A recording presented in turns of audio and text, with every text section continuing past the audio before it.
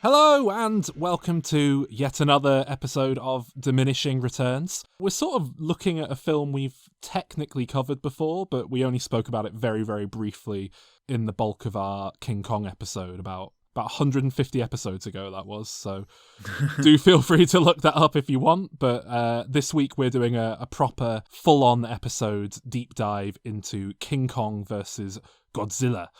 Joining me, as always, is Alan. Hello.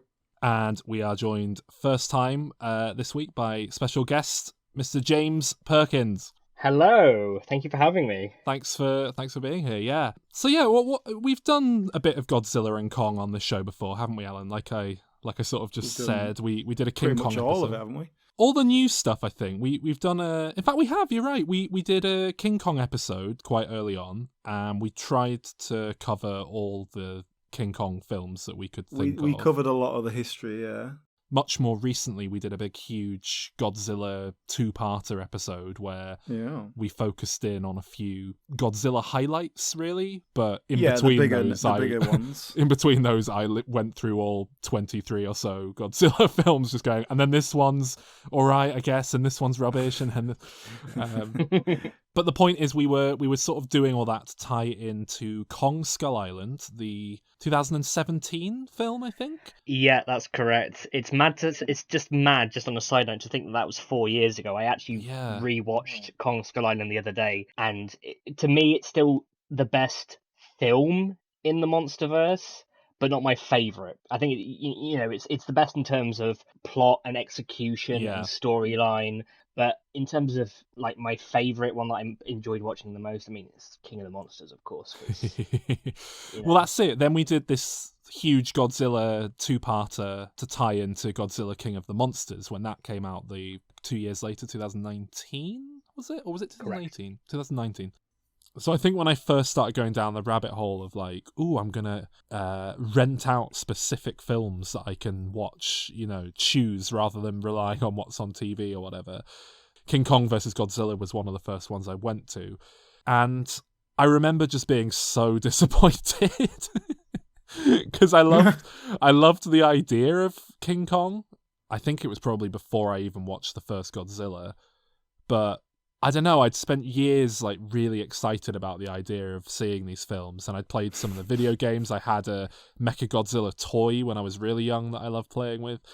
But I guess it kind of set the tone for my opinion on the films, which, largely I think the Japanese original Godzilla films, I think the original Godzilla is incredible, and then pretty much immediately with Godzilla Raids Again, the second one, they kind of become a bit crap for the most part. The sequels are nothing like the first film. It just immediately becomes monsters having a fight with no real depth to it. I mean, most of them have some sort of overarching theme or like political or social commentary to them. I mean, obviously that is so prevalent in the original, and that's what makes the original so great. But a lot of the time, when it's woven into the story of the sequels, it kind of falls a little bit flat. And with a lot of the other sequels, you kind of just go into it thinking, I just kind of want to have fun and seeing people in monster costumes slapping each other about, throwing each other around, having a bit of fun. So it must be said, King Kong versus Godzilla was only the third Godzilla film, I think, ever made. Because I think, like I say, I think a lot of people don't realise, but Godzilla was always about crossing over in this MonsterVerse, even back in the 60s, because I think most people just think Mothra or Rodan are characters from Godzilla, but no, Mothra was a film of its own from 1961, and Rodan had a film in same director. 1956, and I don't know if those films were made with the intention of them being set in the same world or not. My guess is probably not. It was probably an afterthought, like let's just from my understanding, Godzilla obviously came out in 1954, and people loved that film so much, and then with the follow-up again gaining such a cult following already, it was the idea of giant monsters just really appealed to people, especially in Asia. So I think they were trying out all these stuff. I mean, there are plenty of monsters that have either had their own film or appeared once in a Godzilla movie, and they kind of haven't worked. But they've tried all these things, and they were just quite fortunate with, was it Rodan was in 56? 56, yeah. 56, yeah. And then Mothra in 61. They had interesting themes in them and relatively coherent and interesting human plot amongst the idea of this giant monster causing havoc for one reason or another, and those just worked. So obviously with the ones that worked on their own and then trying to merge them together, some worked, some didn't, and then obviously some started off as antagonists of Godzilla and ended up becoming friends. Who was it? Who was it who came up with the idea of a giant moth and thought that was a good idea? Because like a giant, like prehistoric creature dinosaur thing, great, yeah. Giant ape, fantastic. Giant moth? No. How is that? How is that like number 3 in the list as opposed to like, okay, we're really desperate now. Let's go with moth. They're always eating your clothes, aren't they? I mean, I find I'm not a fan of moths, but a giant Neither one, am if I. anything, is less scary than one that can get in my house. Yeah, you're actually quite absolutely. scared of moths, aren't you, Alan? So am I, honestly. The people talk about being scared of snakes or spiders. For me, it's moths. Yet I'm like, oh, look at that cute giant moth flying around. Oh, she's lovely. And I don't know what it is. Like, people ask me, why do you like Mothra? But I'm like, I don't know. Have you guys ever seen any of the fuck off massive moths you get out in the woods, like an elephant moth, for example? I've seen them. You know, when you go to like zoos or whatever, they have the butterfly house and moths and stuff. Yeah, these huge moths. Ugh, gross. I mean, I worked on a series of Spring Watch, and there were people who would just, their whole job was to basically go around, and they'd come up to you with their hands cupped and say, "Hey, look at this," and they'd have just like the freakiest 10 centimeters across moth that they just found in a tree or something. And yeah, I don't know, I think they're pretty they can be very beautiful insects. I think moths, I don't really bother. They're just annoying as hell. But is Mothra about a terrifying giant moth? I guess it is, but it was of that era of cinema, and Hollywood made plenty of these too. Them from the 50s is about giant ants, and it's like, is that any different to a giant moth? Like, there was a point in cinema where they were just making films about every animal if it was massive, humans included. We had Attack of the 50-Foot Woman and various Frankenstein kaiju movies as well.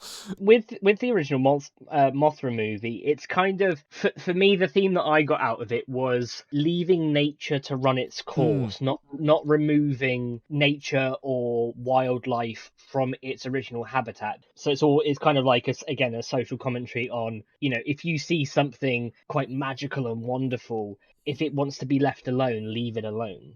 We certainly don't get that in King Kong versus Godzilla. Yeah, exactly. Yeah.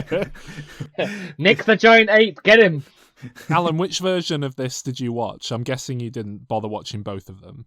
I could only find the American version, actually. I couldn't even find the Japanese awful one, dub. So... When I first watched this film, I watched the Japanese cut with subtitles, but digging up a copy to watch last night just to refresh my memory, it was the American one, dubbed.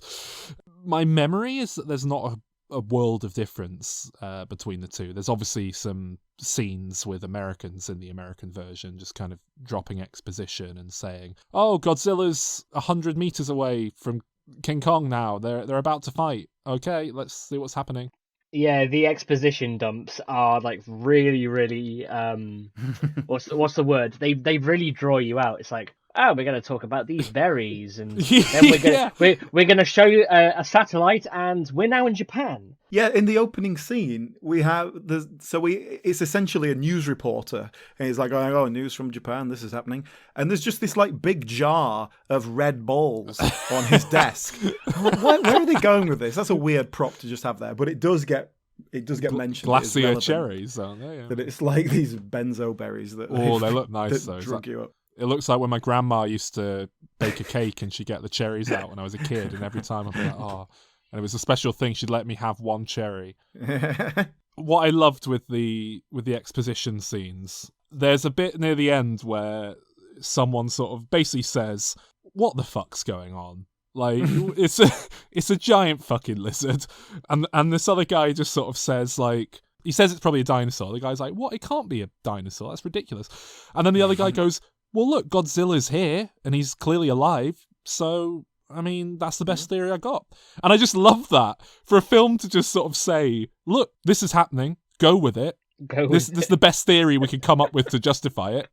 I don't know. It felt like a really nice way of just kind of hand waving the whole thing. And I was like, yeah, that's fine. That's cool. Well, see, that actually leads quite nicely into like my overall opinion on the new version. The MonsterVerse has never been the epitome of deep, interesting characters or storytelling. For me, with this, it's coming at a perfect time with the monumental shit year that everybody on the planet has had. I just want to see two giant monsters beating the ever-loving shit out of each other. I don't care if the human element is crap, because for me, we've got Kong Skull Island, which I thought told a really good story with interesting characters and good dynamics. But similarly to King of the Monsters, I just want to see familiar giant monsters beating each other up. I'm actually excited to see them fight in a way that looks good. Because here... Well, yeah, exactly. The special effects, yeah. In this film, the fighting plays, like, comically, really. It feels like you're watching two kids squabbling. It reminded me, Alan, of Boogie Nights. You know, when John C. Reilly first meets Marky Mark, and he's like, oh, yeah, what's the most you've ever bench pressed? Yeah, oh, yeah, I could do that. Yeah. It reminds me of that. When Godzilla meets King Kong, like, King Kong zaps a helicopter... So then Godzilla just picks up a boulder and, like, tosses it aside. Like, they're just showing off to each other these, like, feats of their strength. But how it's shot, it's just... That kind of works well, because, obviously, up until now, these two have been arguably the most famous two giant monsters, and, you know, have continued to be the two most famous giant monsters up until this very, very day. So yeah, it is kind of, you know, it is very, very campy from the start. So it keeps that really, really camp tone. But I got no real sense of animosity between the two, and it actually it's just my dick's bigger than yours. That's it. It actually played. I actually found it really sweet. I actually thought, like, oh, here's two little kids who are, like, destined to be best mates, and they're just, like, chucking rocks at each other for a laugh. And they're kind of having a bit of a squabble, but they're going to be best friends at the end of this. Well, what I found interesting about the film as a whole, like what the film was saying to us, was we were very much on King Kong's side. There was, like, everyone hates Godzilla, but King Kong is going to save us. And then King Kong, like, starts trampling on your house. It's like, oh God, we've got to kill King Kong. Hang on. No, let's go and get him to... But we were on King Kong's side all the time. So it did kind of give away the ending somewhat. I did wonder if that was something that came out in the American cut compared to the Japanese one. Because, you know, obviously King Kong is an American Hollywood kaiju, whereas Godzilla isn't. I don't think it was. I did do a little bit of reading, and I think it was basically, you know, Godzilla is the villain. We've seen Godzilla before. He's the bad guy in those Godzilla films. It's only the third Godzilla film, and I think you're right. I think at this point Godzilla was still firmly the bad guy.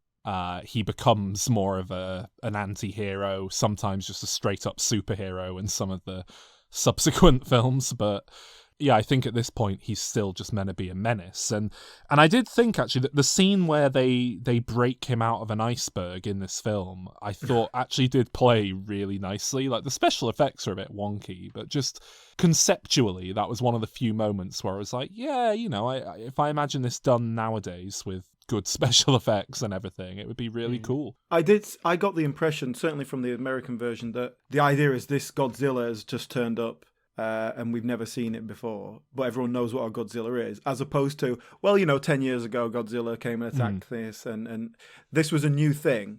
But everyone just was like, "Oh, a Godzilla coming to Japan? Yeah, fair enough. Okay," like as if that was a perfectly normal thing that happens. Not again. Exactly. Oh, he was hiding in an iceberg. That cheeky.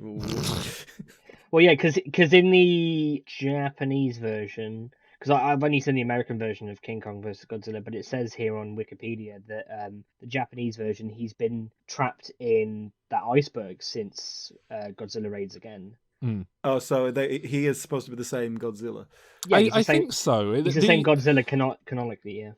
Throughout this franchise, it's incredibly inconsistent with that, whether or not it's the same Godzilla each time. Or You've kind of got to take it within the different eras, haven't you? Yeah. As well? That's where that comes into play, which I'm sure we'll talk about in a bit. And I think a lot of the time it is just down to the translation on the subtitles or the dub that you're watching as well. I think a lot of the time they just try and simplify things.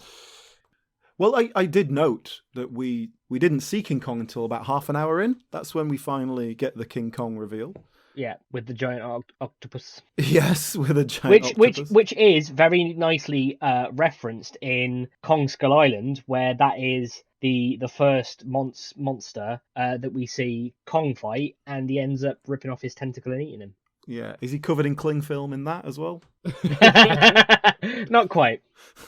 Yes, the shots of a real octopus or whatever it actually were quite fun, just blobbing They're over quite things. Cool. Yeah. But then whenever they needed to actually fight a man in a very crap ape suit. Yeah. That's what I thought. It was every time the two monsters actually had to properly physically engage with one another, it was just hilarious. It was just like watching a couple of petulant kids squabbling. Like it was like watching a weird wrestling match where they couldn't quite get a solid grip on one another, and one of them would just be flailing around, like grabbing at the dirt. And oh god, the bit where King Kong is fighting Godzilla like whacks him. He runs away. He hides round the corner.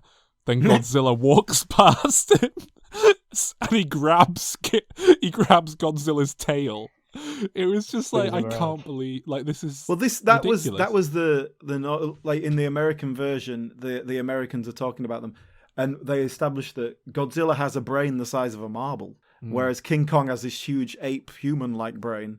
So he's very, very smart, and that seemed to be the justification for that. Yeah, he's the smart one. Yeah, smart brain power versus nuclear power. Yes, smart enough to hide behind a rock until he'd walk past. The best theory they have in this film as to where Godzilla came from, this is the American cut specifically, I think, is that he's a cross between a T-Rex and a Stegosaur. And it's like, at what point does the size come into play with that? Yeah, but the thing is, Sol, I know what you were thinking there. You were thinking, right, Stegosaurus, late Jurassic period, Tyrannosaurus, late Cretaceous. They're 90 million years apart. It doesn't make any sense. But actually it makes perfect sense, because obviously that's a Stegosaurus that for some reason is immortal, or at least very long living. Well, he just got frozen in a block of ice. Well, if everyone in your species had died out, how many millions of years would it be before you tried to shag something else? Exactly. 90 million maybe. So we've got a horny Stegosaurus who's shagged the Tyrannosaurus Rex, had a baby, a Godzilla, and obviously passed on its immortality genes, and that's the obvious explanation of Godzilla. It was also like 100 times bigger than a T-Rex somehow. It was a hard labour, but got there in the end. But going back to the size is obviously very important, because at various points in the almost 70-year history, Godzilla has had various different designs, and he's been various different heights. I mean, you don't have to go 70 years. He's various different heights within the scenes of this film. Well, yeah, from shot to shot. Yeah, so I think it was King Kong is slightly shorter in this version. In the MonsterVerse version that we're getting, they are now both the same size, because in Kong Skull Island, which is set in the 70s, he was only a baby back then. That's how they. Oh, right. That's actually a line. That's actually a line of dialogue in Kong Skull Island. Is like, oh yeah, Kong's just an adolescent. He's still growing. So that's why in the 50s. I remember that. I just didn't realise that was their justification. Yeah, that's the justification as to why when you see that shot, in the trailer of Godzilla and Kong on the Right. aircraft carrier, they're both the same height, is because he's now fully grown. He can have more of a fair fight with Godzilla, considering that, much like in the original, Godzilla has the edge, considering he has a bloody atomic breath. So, you know, just to... What they try do and in the even original, though, they add in this power out of nowhere that Yeah. King Kong can charge up on electricity, and if he gets struck by gets lightning, it revived makes by him really powerful. Yeah, they just need to pull something out of their ass to give King Kong a new ability in a new film. Godzilla needs to play the long game, and because he's radioactive, just hang around long enough and Kong will die of lymphoma. And then, and then he just strides into victory. I mean, it's something people have been talking about a lot online. I've seen a lot of the who's gonna win kind of discussions, and I mean, I don't know, I can't see a film in this day and age, I can't see it being as straightforward as Godzilla wins or King Kong wins. Like, it's gonna be they become friends and both their mums called Martha and they have to team up to fight No, another bad guy or something. It's not Martha, it's Mothra. What did you say? Did you say Mothra? Damn it! Now we have to fight together.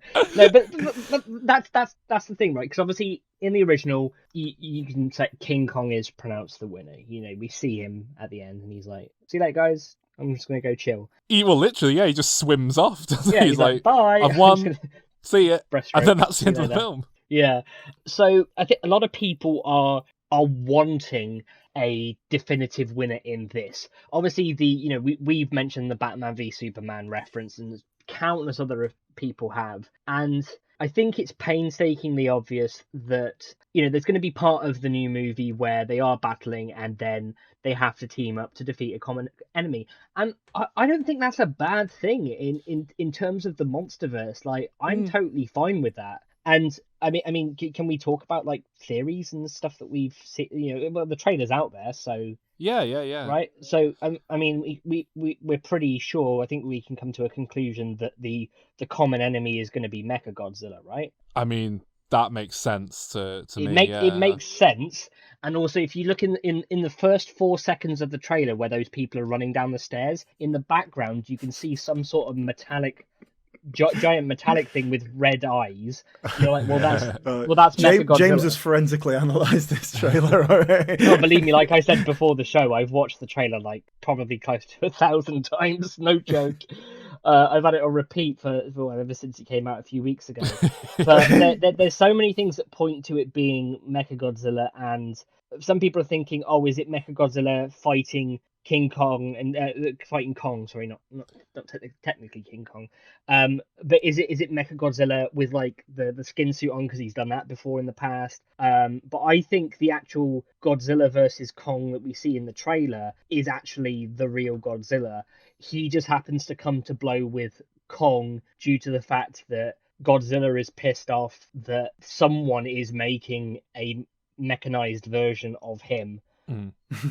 I think it's going to be like classic Sonic the Hedgehog, where Knuckles thinks Sonic's the bad guy because he's seen... Or Shadow, yeah. It's going to be that King Kong sees Mechagodzilla smashing up his island, and then he chases him to New York or wherever, and then he goes, there you are, you look roughly the same silhouette, give or take, you must be the same person, and attacks Godzilla, thinking that he's Mechagodzilla.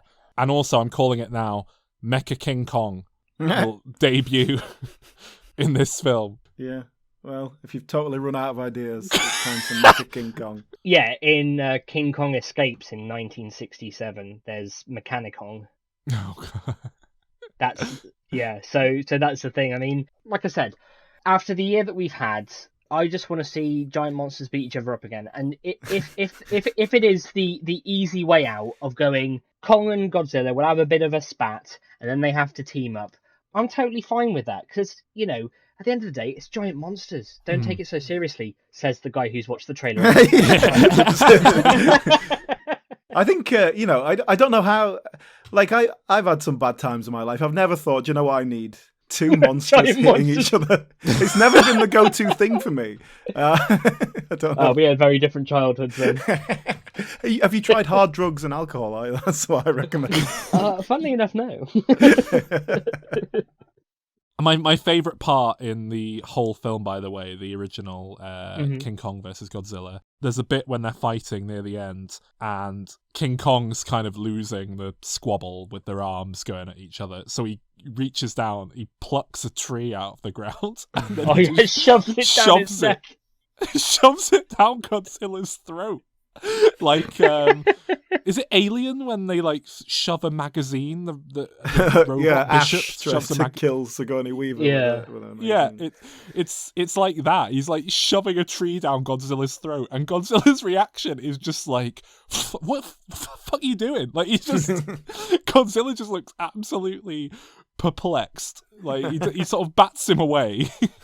Why did you put a tree in my mouth? It's just. It's so funny. We haven't talked specifically about, a couple of comedy characters go down to an island that's like in Indonesia or Papua New Guinea, that kind of area, and they find a lot of Japanese people blacked up, and that's where King Kong lives. And they appease this god, the King Kong god, by getting him drunk. And King Kong is just a sort of a junkie that takes these drugged berries and then falls asleep. And then they have a party on his And then head, they dance around him, Just... Like Gulliver's Travels. I found it really odd that they kind of remake King Kong. They kind of do the expedition to the island, bringing him back. They sort of have all that in there. This isn't like a sequel to King Kong. It obviously doesn't work. No, if anything, King Kong is kind of like this is a debut within the Godzilla universe for him. Yeah. So yeah, King Kong is the newbie in this equation. He gets a debut victory like an up and comer in the world of wrestling. And can we talk about the shittest King Kong costume ever made? I mean, I think Sol, you could probably make a better King Kong costume than that with what you've got knocking about the house. Surely, I'd have faith in you to do that. I'm trying to think if there's ever been a worse one. It's worse than the ape costume in Trading Places, where another ape apparently believes that he's a real gorilla or whatever it is. Yeah, it probably is the worst one. I mean, there's a bit of charm to it. I like how long its arms are. It reminds me actually of Lanky Kong from Donkey Kong 64, if that means anything to you. He's got comically long arms, which kind of, you think, okay, they'll be good for slapping Godzilla about. Obviously, with all the classic monster films, they're all people in costumes. What? And don't give away the magic. Whoa, sorry, spoilers. Oh my god. Santa doesn't exist either. What I love about this is looking back at these films with a viewpoint of somebody who's grown up in the era that we have. Is it is very tongue in cheek and it's all a bit silly, but I really appreciate it for what it is. And people say, if you had a time machine, where would you go back to? And some people will say, like, the 1966 World Cup and all that sort of stuff. But for me, I would want to go back to this era, but also be in a mindset where I've never seen another movie quite like it. So I would love to have experienced these films as and when they were coming out, just to see sort of how terrifying and realistic at the time they would have been. There are very few films these days that actually, still sort of adopt that approach to it. I don't know if you're a fan of Attack on Titan, but they did 2 live action movies. Oh, I've seen them as well. Yeah. Yeah. At the end of I believe it's the first one, the Titan fight there is very, very reminiscent of your classic kaiju movies. It is two people in suits in front of a green screen, having a tiffle, waving their arms at each other, slapping each other about. And as dumb as that is, that was the only bit of the live action Attack on Titan movies actually that I actually enjoyed, because it was just like, this is some dumb costume shit that we just don't see these days, and it was nice. It felt really refreshing. Yeah. I had a very similar experience in Crank 2, actually. So if I could just pull us gently back to King Kong Yes. versus Godzilla, Yes. because these comic duo have found the King Kong. Obviously, they've discovered they can get it drunk, so they go, "Oh, this was great. We can take it back to Japan. Brilliant." And then we sort of gloss over how they get it onto a giant raft. Yeah. And attach it to a ship, and we just cut to them on a ship with it on a giant raft. Scale isn't quite right, but let's go with it. And they've got the dynamite rigged up on the raft just in case. It's like the nuclear option. And they nearly fall on it. Once Yeah, or the twice, dynamite 'cause lever, the classic kind of Acme dynamite trigger, is just out in the open where someone could trip on it. It's all ready to go. It's armed, because it really might be a last second thing where they have to suddenly destroy. Yeah, there's no the like King Kong. case they have to flip up to push it down or anything. It's just But then King Kong starts waking up and moving around, and they're all like, "Oh my god, kill it!" And I just thought, you didn't have a plan? Like, what did you think he was just going to sleep forever? Like, what were you going to do? What was this plan? You use your super string. It's all. Yeah, but it's a silly film. all these bits were comedy bits, and deliberately so. So, at least it's sort of doing it deliberately. It is a very silly film. We haven't really established that. I think it's a very silly, childish comedy film. It's not trying to be a serious film at all. It's really odd because Godzilla is a completely serious film. There's no hint of comedy or any levity in that film. It's bleak. And then Godzilla Raids Again is pretty po-faced, really. It's a lot more campy and just trying to be an action movie, but it's not silly fun. It's, so it's an odd decision they go in with just the third one. But this is the thing with Godzilla, is they are very willing to just do something completely different that completely contradicts the character of Godzilla as he's established or whatever.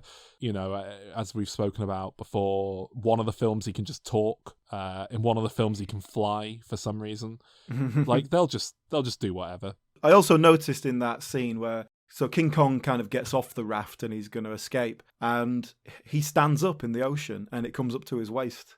I was saying, it's a very shallow ocean, isn't it?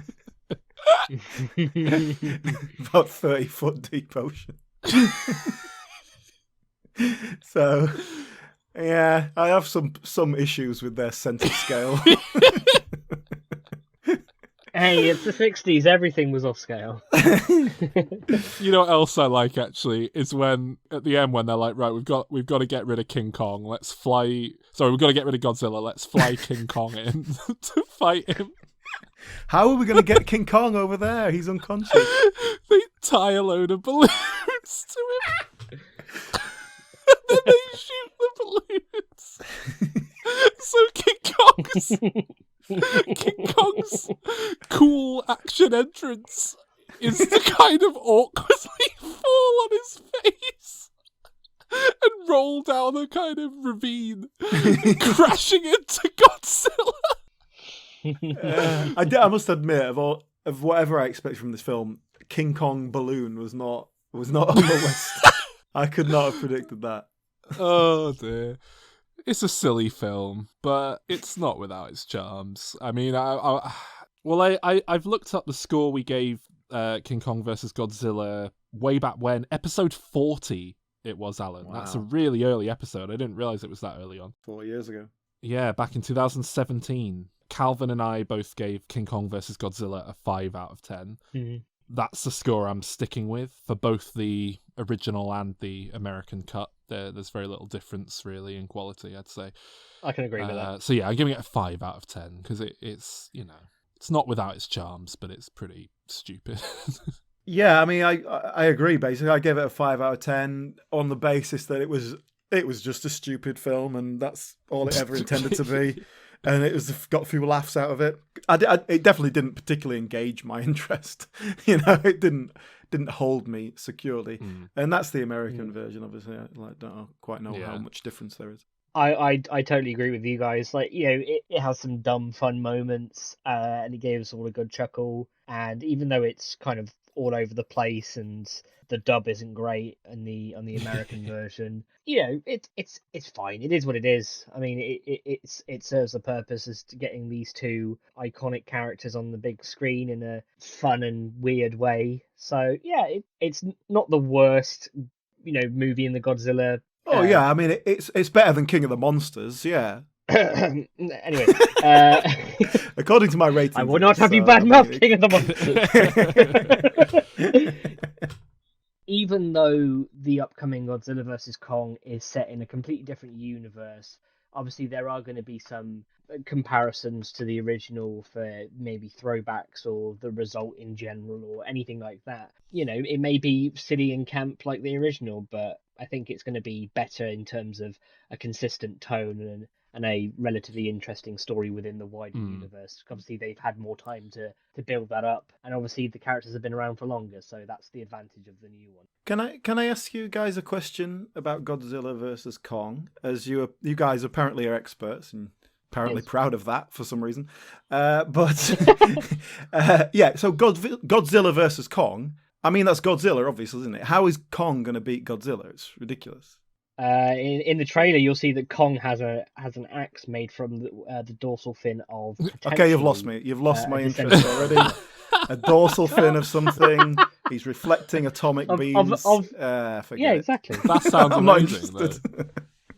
How are you not interested in that? No, he's crafted an axe from the dorsal fin of a previous descendant of Godzilla, and therefore, because it's part of the Godzilla species, it's able to absorb / deflect Godzilla's atomic breath. Makes perfect sense when you explain it like that. Yeah, it makes total. Yeah, Alan, how do you make any film better? Put Jason Statham in a King Kong outfit. No, you put an ape in it. All right. Put a Shrek in it. That's what you should do.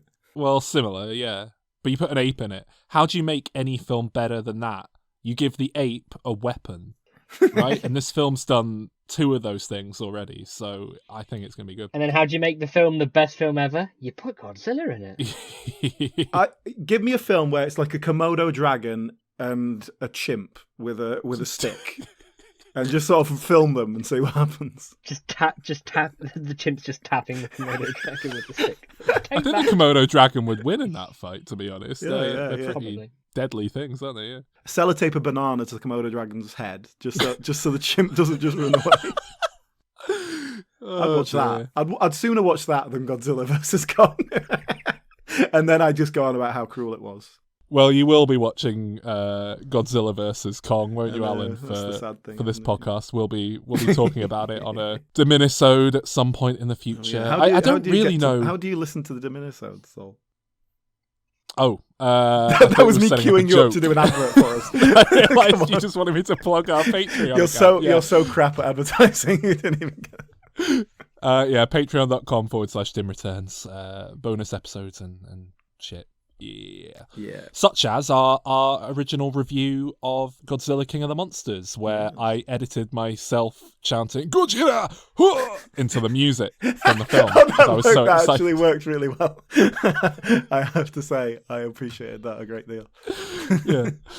Yeah, I don't know quite what's happening with the release of this film over here, because obviously in America, Warner Brothers have just said, fuck it, everything's going to HBO Max day and day, same day that it comes out in the cinema.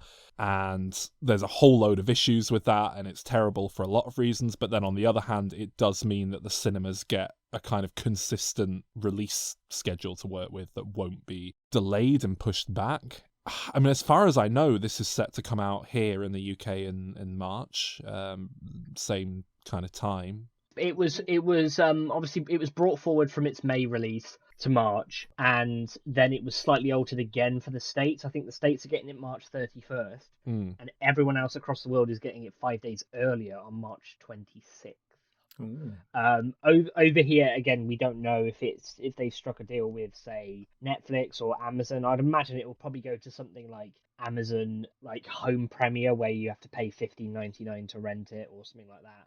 Which I'd be happy to do so, of course. Apparently, Netflix made a pretty substantial offer to them, a substantial whack of money, but it wasn't enough, basically, to buy the film. So yeah, I don't know. I'm hoping it'll come out here without any problems. Cinemas will be open again. I don't care how it comes out over here, as long as it comes out when it comes out everywhere else. Like, I don't want to wait past the end of March. I mean, if I have to watch it at home, I will watch it at home. And then when it comes, because I mean, let's be honest, when cinemas reopen, a lot of the big films that have been released on home premiere in the last few months, they'll be debuting at the cinema as soon as they're open. So as long as I enjoy it, which, spoiler, I definitely will. I'll be seeing it again in the cinema. So, you know, Let's hope for the sake of the film industry that everyone else does that as well. Yeah. I've just I've remembered something that we should have mentioned, Saul. Oh, go on. The woman in this, there is a woman in it. Did you know who she was? I don't know any of the actors in this film. You know this woman, it's Mia Harmer, who is, of course, the bride of Japanese Bond. Oh, wow. I'm surprised he didn't let you know. Yeah. Yeah, well, he's pretty private about these things. Guess we'll have to ask him about it next week, won't we, Alan? Is he on next week? Next week, come back, everyone. We're doing a big retrospective episode, even though that's arguably what this episode is. We're looking at a film that we already covered on the podcast. We threw it up to people to vote for on our Patreon, which one they want us to go back to look at again. And, of course, they chose a James Bond film. Yes. You only and we live will twice. We will be having a very special guest on that. Yeah. We won't say who it is. It's a tease. It's an old friend who has connections to the film. Sorry, James. I'm sure none of this means anything to you. This is deep diminishing returns lore. Oh, something else that I'll have to get obsessed with, like Godzilla. I have to go back and listen to everything. Oh, now I get that reference. Yeah, thanks for listening, everyone. And extra special, huge thanks to our guest this week, James. Anything you want to plug, James, while you're here? Well, first of all, thank you very much for having me. I had a wonderful time. It was great to just gush over Godzilla in general. you do that every night. I suppose. Yeah, exactly. That's a secret. So I'll plug my work for Starburst Magazine. I'm a lead writer at Starburst. I'm an anime connoisseur there. I cover all the anime stuff and giant monster movies and all that good stuff there. So you can check out my work at starburstmagazine.com. I'm on Twitter at Midgemeister. That's Mijmeister. I'm also a filmmaker. My first short film, Sequestration's on YouTube. It's all on my Twitter and stuff. And I've got another film, The Veil of Isolation, which was shot during lockdown. That's in post-production. And I'm also a producer, and I'm producing a new short film coming soon called File Not Found. So my work's out there. I talk about movies all the time and video games and anime and other nerd stuff. So yeah, that's I'm on the internet. Very busy man. I am indeed, yeah. Is Starburst Magazine actually available as a magazine, like printed out and stuff? Not right now, but when... It is normally, but yeah, it's on hiatus at the moment until April. I think that's at the earliest. But yeah, you can buy the back issues. That's old school. Physical copies. I don't think anyone printed anything these days. We are we're one of the only independent print magazines out there at the moment. Right. So we're very retro. I mean, we cover all independent stuff mainly, but we cover the big releases as well. So I think the fact that we're so entwined with the independent scene, that's why we're proper retro as well with print.